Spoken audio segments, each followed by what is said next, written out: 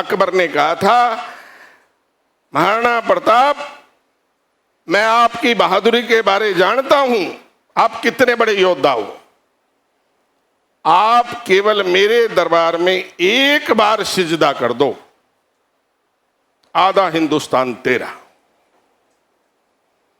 तो महाराणा प्रताप ने क्या जवाब दिया?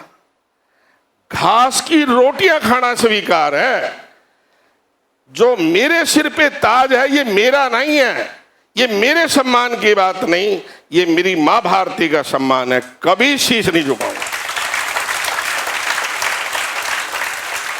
और ये करके दिखाया, घास की रोटियां खाई। कहना आसान है, एक बेटी थी छोटी सी, वहां एक विशेष प्रकार की घास बनती है, जब भोजन भी नसीब नहीं हुआ, उसकी सब परिवारों की एक एक रोटी बनी। वो छोटी बेटी को जब रोटी दी, एक उद्बलाव आया, परीक्षा होती है जब बड़े की, और वो ले गया। और उस बेटी ने देखते ही देखते भूख में दम तोड़ दिया। महाराणा प्रताप का दिल विचलित हो गया। कोई भी पुरुष हो, वो अपने दुख को सहन कर सकता है, पर अपनी औलाद को, अपनी संतान के दुख को नहीं देख सकता। भीतर से हिल गए महाराणा प्रताप और अपने मंत्रियों से सलाह करने लगे कि इसका कोई रास्ता निकाले। एक भील अनपढ़ सा बोला, राणा तुम ये बात कह रहे हो, याद रखो हम आपके साथ हैं, भूखे मर जाएंगे, मगर इस मां भारती के लिए कभी समझौता नहीं करेंगे। और फिर सबको पता है, इस देश के अंदर एक महादानी हुआ जिसके हर चौराहे पे चित्र लगने आने चाहिए, भामाशाह।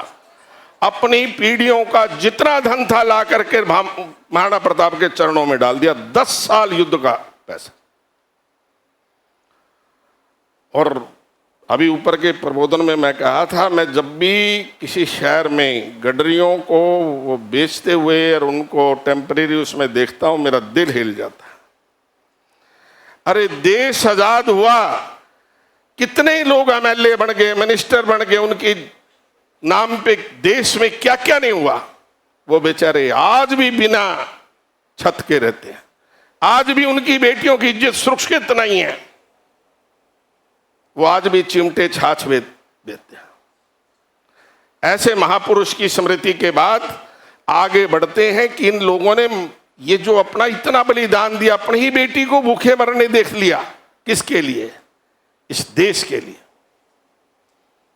किस देश के लिए? जिस देश का इतिहास है ही बलिदानियों का। हमें पढ़ाया नहीं गया, हमें बता दिया गया गुलामी का इतिहास, गुलामी के इतिहास, अकबर बीरबल फलां ये वो मुगल आए, लूटा लूटा लूटा, यही इतिहास। ये हमारा इतिहास नहीं है। हो सकता है कोई दौर रहा होगा, कोई छोटी गलती हुई होंगी। हमारे तो लड़ने के भी सिद्धांत थे।